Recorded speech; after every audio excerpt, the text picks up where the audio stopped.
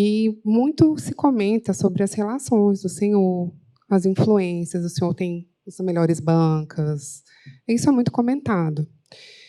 E uma pergunta, né, que eu acho que precisa ser feita para o senhor é se, em algum momento, algum dos seus amigos políticos procurou viabilizar esse negócio, se o senhor teve contato com o governador de Brasília, se o senhor poderia fazer algum comentário relativo a isso. Eu queria só dizer o seguinte, se eu tenho tantas relações políticas como estão dizendo, e se eu tivesse pedido a ajuda desses políticos, eu não estaria com a operação do BRB negada, eu não estaria aqui de tornozeleira, não teria sido preso, eu estava com a minha família sofrendo o que a gente está sofrendo. Então, acho que, primeiro, vale a pena considerar isso. Segundo, o negócio com o BRB ele foi construído tecnicamente dentro do Banco Central, como eu disse anteriormente. E aí fica a frustração minha, porque não era para a gente estar aqui nessa sala e com essa exposição toda para um país, porque o prejuízo, no final, não foi só meu, foi do sistema financeiro. Até o dia 17 de novembro, todos os investidores do Banco Master estavam recebendo em dia. Fundo de pensão, clientes, pessoa física, todo mundo estava recebendo em dia, com muito custo, porque eu estava sofrendo uma pressão, já não era de hoje, já era de muito tempo.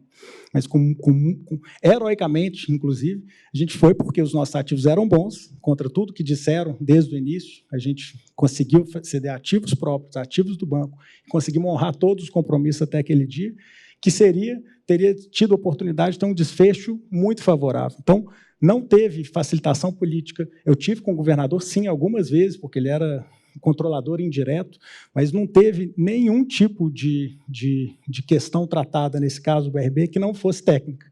Talvez, no Brasil, se não fosse assim, eu não estava aqui e teria dado certo, né? Acho que a conclusão desse negócio é a maior prova disso, como foi o desfecho. Sim.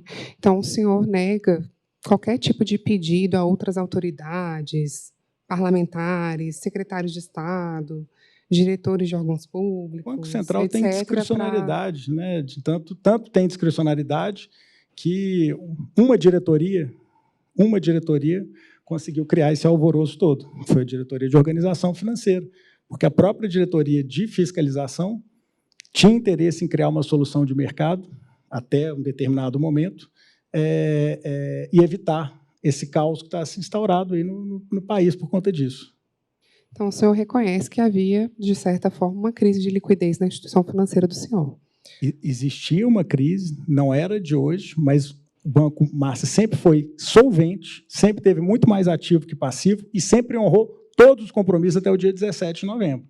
E essa crise de liquidez, há de se ressaltar, e está no próprio relatório do Banco Central, foi criada por duas coisas, por mudança de regulação, com a pressão dos grandes bancos, que mudaram por 2 vezes a regra do FGC, porque o mercado se julga dono ali do fundo que é criado justamente para criar competição no mercado. Essa mudança pressionou a captação do banco, porque todo o plano de negócio, desde 2018, que a gente entregou para o Banco Central, ele era baseado no FGC.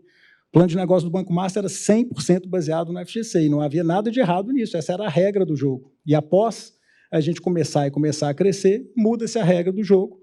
Quando muda-se a regra do jogo, a gente precisa se adequar, a gente vai para outros meios de captação, e aí inicia-se uma campanha contrária reputacional contra o banco, que já foi várias vezes provada que não é realidade, né, pelos mesmos veículos de mídia que são de propriedade de concorrentes. Essa é a grande realidade.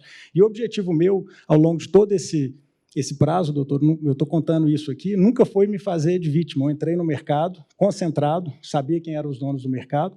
Agora, desde o primeiro momento que existia essa pressão de liquidez, em todo momento eu fui no Banco Central, quase que diuturnamente, para criar soluções e evitar um prejuízo para o mercado. Não era só para mim. Eu não queria deixar... Eu tenho 42 anos de idade e eu não queria que tivesse acontecido isso. E, na verdade, eu tinha arrumado uma solução para evitar isso.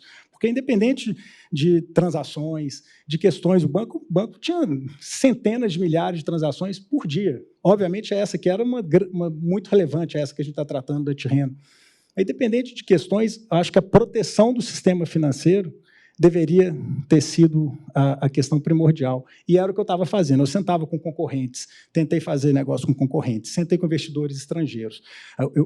No negócio do BRB, existia uma gincana propiciada pelo Departamento de Organização Financeira, que a gente foi se adequando a todos os pedidos, acreditando que aquele negócio daria certo.